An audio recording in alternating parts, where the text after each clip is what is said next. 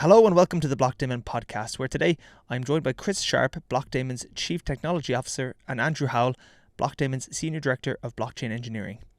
In this episode, we take a closer look at the Blockdaemon wallet, some of its recent updates, and what goes into developing blockchain-based products, and much more.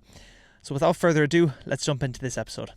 Chris, Andrew, welcome to the Blockdaemon podcast. Maybe starting with yourself, Andrew, would you mind giving me a bit about your background, your time in Blockdaemon, what your role is within the company and your day-to-day? Yeah, sure. Pleasure to be here. So I guess, if we go all the way back to 2018, when Blockdeamon was quite a small startup trying to do node operations, I joined and, we started building out the platform to onboard and deploy infrastructure across all the different clouds and all the different data center providers. Over the years, we kind of built up that team, and as we scaled, ended up leading the node operations team and the kind of core platform around that. And then, as that team matured, moved into an innovation team where we're currently looking at, the future of blockchain technology, DeFi initiatives and wallet focused features. Great stuff. And Chris, give me a bit about your background, your previous career history. As CTO, what does your role entail within Blockdaemon? Sure, sounds good, Connor. Thanks. Really awesome to be here. Chris Sharp, as you said, CTO. I've been here at Blockdeamon for, I think, a little over a year now. Prior to that, I spent 23 years at Apple, and most recently had the privilege and the pleasure of helping build Apple Pay from the ground up. As far as my roles and responsibilities at Blockdaemon, I am responsible both for engineering and product, and so I sort of wear two hats, and I'm equally passionate about both. On the engineering side, I hope to bring some of the experience I have in building, massively scalable services that surprise and delight to everything that we do at Blockdeamon. On the product side of things, sort of attention to detail and user experience are things that are near and dear to everything and every way that I go about thinking and solving, product-related problems as well. A lot has changed within Blockdaemon and within the wider Web3 space since you joined last year, Chris, specifically the release of the Blockdaemon wallet. Maybe talk us through what sets the Blockdaemon wallet apart from the dozens, if not hundreds of other wallets on the market today. What is its unique value prop within the Web3 ecosystem? Yeah, sure. We're laser focused on making this the best, most safe institutional wallet, bar none, right? And so when we look at the underlying technologies that we're using, MPC, and having a completely on-prem solution allows institutions to hold on to the things that are near and dear to them without sacrificing any of the features or capabilities that they've known and loved. And so whether it's being able to look at filtered views or setting up very advanced policies for implementing business rules, the institutional wallet does all of those things, and it's completely on-prem. And so companies, institutions can sleep well at night knowing that once they've partnered with Blockdeamon, there's absolutely nothing that we can do from a security perspective that negatively impacts their assets, their keys, their assets. It's something that we're very proud of. The user experience is simple, and yet behind the scenes, obviously, to do this would take a long time, right? Because we're not simply building just another MPC wallet. What we're doing is we're taking the years of work from people like Andrew and Constantine and building on top of those pillars. Whether it's using Ubiquity in the sort of advanced indexing that we do, or the advanced knowledge of how to run scalable, reliable nodes. All of these things take years and years to do, and essentially the wallet, the institutional wallet, wraps all of those things up into a very straightforward, easy to use, extraordinarily secure user experience, and it's something that we're all very, very excited about. Absolutely. And Andrew, I just want to double click on two of the points that Chris made there. Two of the terminologies which maybe some customers might not be as familiar with as others. It's MPC and on-prem. And as Senior Director of Blockchain Engineering and someone who's, ingrained within the innovation team with Blockdaemon, talk to me, what is MPC? What is on-prem? What do these concepts mean? And then what are the practical applications for the end customer, whether it's the institution or a bank, TradFi, whoever it may be? What are some of these concepts, and what do they mean in reality? Yeah, sure. I'll hit the on-prem topic first. So, with banks and large financial institutions, one of the things that they're very cautious about is outsourcing, their technology or their platform to, different vendors. So when we talk about on-prem, we're really talking about the teams within the organization having full control over, the technology stack and, the databases and all the related services. So when we talk about wallet and having an on-prem focus, it really means that the teams can be comfortable that the assets that are stored in the wallet application are running on their infrastructure, secured by their team. It's not, they're not relying on a third party to host it or manage it, where they technically don't really know what's happening on the other side. And when we talk about MPC, then, what we're really saying is there's no single point where the private key is in existence, right? So, there's shards of the keys that are kind of spread around the various different nodes that comprise of the system. And, when signing actions need to happen, essentially the cryptography that backs the MPC stack allows the user to securely sign a transaction without actually having the private key in any particular single point at any particular time, which means, for someone who may potentially compromise the system, there's very little they can do. So, we're building on the powerful technology and crypto primitives that the engineers within our team have built, and we're packaging it up in a wallet that can be deployed on your premises, which essentially means that you are in full control all the time, and the attack surface of someone who could potentially compromise that system is very limited. One of the key features that I'd like to touch on with yourself, Chris, is the policy engine within the Blockdaemon wallet. That's something that maybe a few other wallets or a lot of wallets don't actually have. And I'd like to get your explanation of why this is relevant, why this is important for an institutional customer who's holding crypto assets. What is the policy engine, and then why is it special? Sure. First of all, it's a great question. It's something that I think all of us who understand the low-level details are very, very proud of. Let's just talk about what it is, and then I'll explain why I think it's unique in terms of our implementation.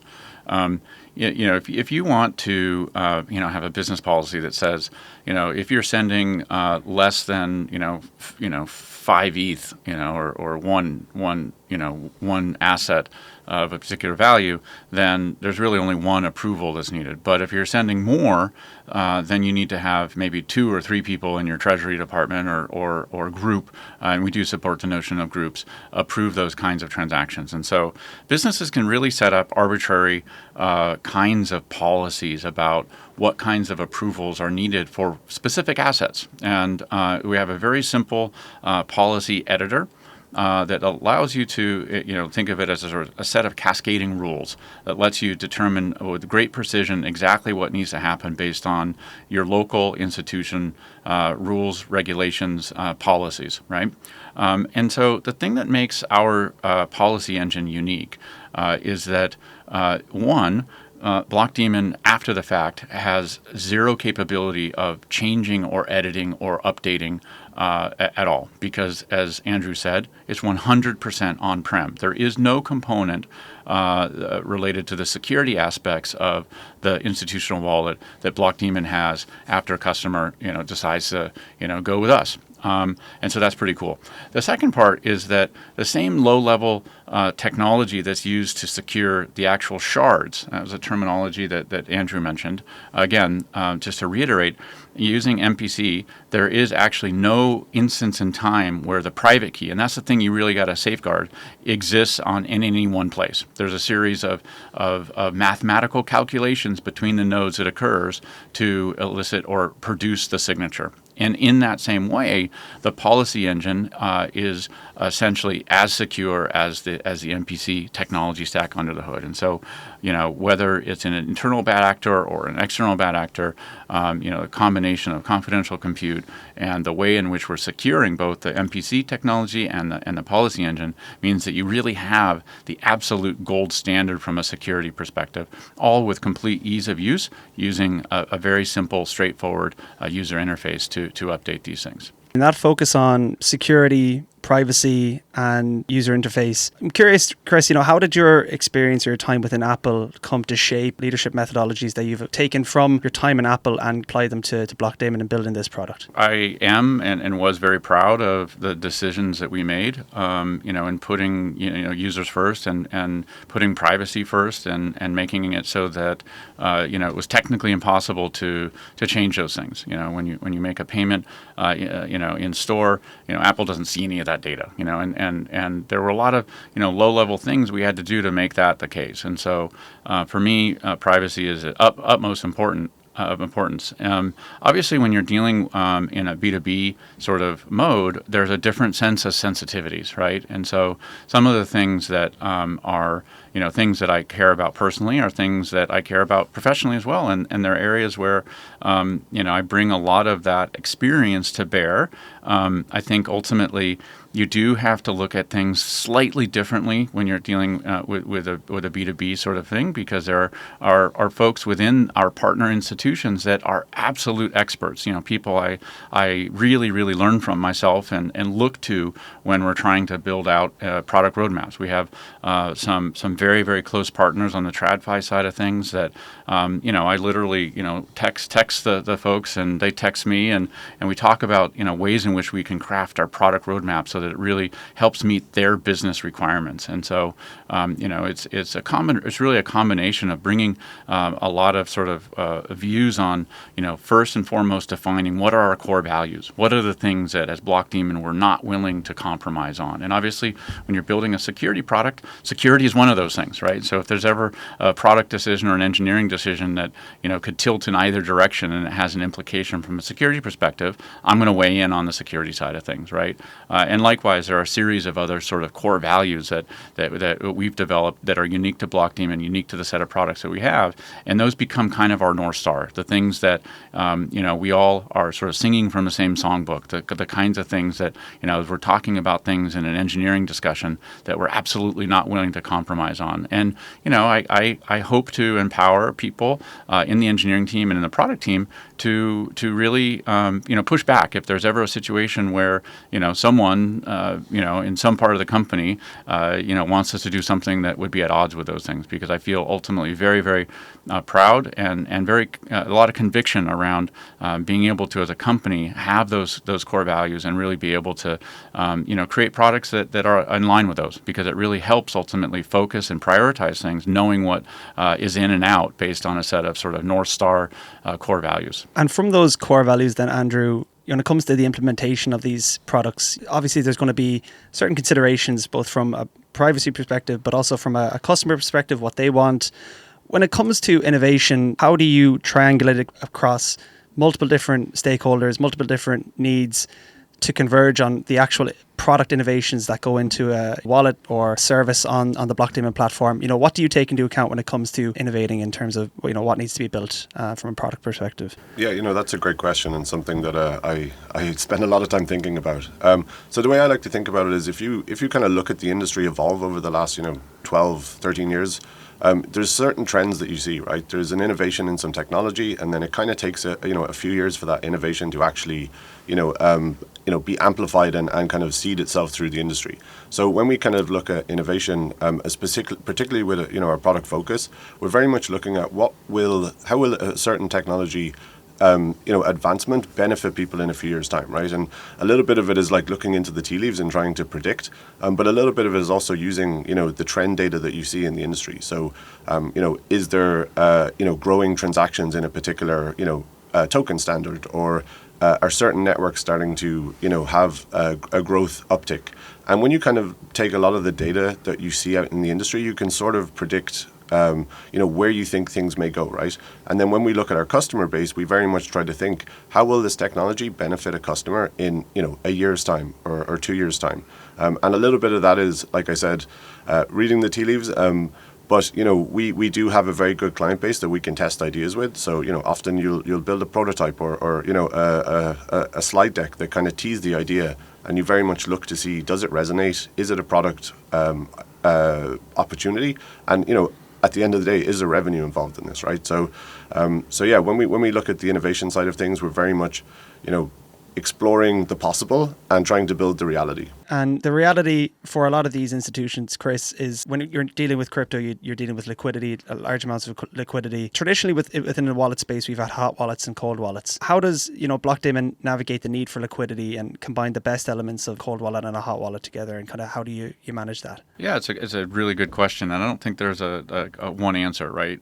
We obviously work very closely with companies all around the world, and they are in their local jurisdictions required to, in some cases, have up to 90% in cold wallets, right? And so part of those regulations are based on the state of the art at the time when those regulations were written, right? And MPC is really a big sort of game changer, a step forward. And so while we intend to work closely with our institutional partners and come up with solutions that meet all of their needs in terms of the timing, one of the things that we like to communicate, is that we're not dealing with a legacy HSM. We're not dealing with a 1U unit that can fail and have to have admin cards and difficult to ship around.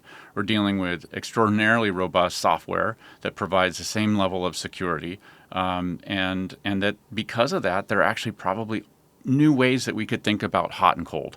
And so as we look to our internal cryptographers, if we look to our internal security engineering teams, one of the challenges I propose to them is to say, take a fresh look, re-examine the art of the possible, and really determine, what makes the most amount of sense, because we may actually have ways of solving old problems in new ways that provide really great advancements in terms of the speed and security. In other words, we may be able to have higher degrees of liquidity and shorter amounts of time without actually sacrificing any of the security aspects. But like I said, it's something that's evolving.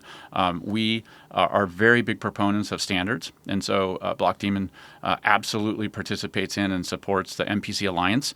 And my goal would ultimately be to take these things, work with our competitors, work with TradFi, work with key cohorts within the larger ecosystem, and to come up with things that we think we can then ultimately, as a team, present to regulators globally, so that we have a path forward in ways that can take advantage of the MPC technology and yet still meet all of the safety and requirements of regulators globally. And you mentioned there meeting the safety and regulatory requirements globally. Crypto and specifically staking has come under scrutiny recently. In terms of delivering compliant staking services, Blockdaemon has recently introduced staking within the wallet for Ethereum. Andrew, maybe from your own perspective, can you give us a brief primer on what ETH staking is, just for anyone who might not know? How does it work then in terms of a non-custodial solution for delivering staking rewards for a customer? And tell us about the flow and the process of the staking lifecycle within the Blockdaemon wallet. Yeah, so when we talk about ETH staking, we're really talking about a shift from proof of work mining, right? So when we go back in time, Ethereum was very much energy intensive, and a lot of compute power was required that you could consider wasted energy, right? And when we moved to proof of stake, it basically meant that the assets that have been minted on the chain could be utilized to actually secure the blockchain, right? So the proof of stake shift was really powerful, but it also made an opportunity for infrastructure players to operate the validators that secure the blocks. Now, the interesting part with that is there's keys associated with this, there's wallets required for this, there's technology that's required. A company like Blockdeamon don't want to be, in control of all of that, right? There's legal requirements, there's, custody requirements. So when we think about staking, within our wallet, we very much want our customers to be able to participate in that. And as we said earlier, in an on-prem, non-custodial way. So, the flow essentially is Blockdeamon are still the infrastructure provider, but we do not hold your keys. We don't want to hold your keys. We will run the infrastructure and keep it operating to its highest performance. And from our years of doing that, we were able to build, APIs that sit on top of our platform. And then from that API, we basically have, connected it to our wallet product. So as a user, you can essentially, call our API to provision as many validators as you see fit based on, the assets that you have at hand. And, in a very secure, non-custodial manner, we will generate the transaction data that you can sign and verify within the wallet. And the really important part is we have policies and approvers who need to actually agree that this is something that you're going to do. So within the app, every approver who's has the ability to, see the transaction that you're going to do, and basically the assets will get bonded in a non-custodial way. They'll never leave your wallet, and all the rewards essentially will return back into your account as well. So I guess with the flow, it's building on all the layers of technology that we've built over the last 5-6 years, and as an API first company, it means that we can plug all of our services together, especially within our wallet, and the users will never have to actually give over their keys or their funds to an individual or to us. And then in terms of making it as secure as possible, I know that we recently introduced secure enclaves. Talk to me about how the setup of the wallet is architected locally and the MPA nodes, but also what is the role of a secure enclave in securing this kind of infrastructure? By using confidential compute, we can, allow our partner institutions to run the institutional wallet in and not be worried about bad internal actors, because you've got hardware level protection for all of the wallet operations. Then in terms of the customers buying and using the Blockdaemon wallet, Chris, who is the ideal customer? Who's the right customer for this? And how would you see this product fitting into their overall custodial stack? Yeah, I mean, look, I think that there's a wide group of folks that we think would be interested in this. I would say, number one, you could look at sort of different cohorts. You could say, VCs. You could say TradFi. You could say, fintech. You could say, small wealth, small and medium-sized businesses. We really look at this as being interesting on the full gamut of different companies, because really what you're asking is, Chris, who cares about losing their assets? And my answer would be everyone, right? And what we've done here is we've given people the best of both worlds, right? We've given people the ability to maintain and control their assets and yet still have access to services that took us literally years to build. You don't wake up one day and sort of build a staking API, right? You don't wake up one day and be able to dynamically provision nodes. Andrew is the thought leader behind a lot of the node queue and lots of low level, very complex pieces of software that are all working behind the scenes to enable and light up these user experiences, right? And so, in some ways, if you're interested in holding on to your own assets and not ever having someone take them away from you, then we think that the institutional wallet is for you. Really, when I step back and I look at, what one of the things that I think of as benefits that I bring to bear is I'm a platform builder. I'm not going to look at something in terms of the here and the now. I'm going to look at what can this thing do many years into the future, right? And so we have a really amazing product roadmap. We've just released the 1.1 version of our institutional wallet, and I'm super proud of that because we've added staking support for ETH in there, but we've got a long line of features and products that are building off of this secure core platform that we've built. And so can't announce those things now, but there's a long list of things that we're super proud of that we're going to be releasing on a regular cadence, and that's what you get when you build things with a sort of platform mindset. You're able to sort of get momentum with each of these releases, and we think that will be something that our customers love, and we're super proud of it. And on that note, Chris Sharp, Andrew Howell, many thanks for joining me today, and I appreciate your input.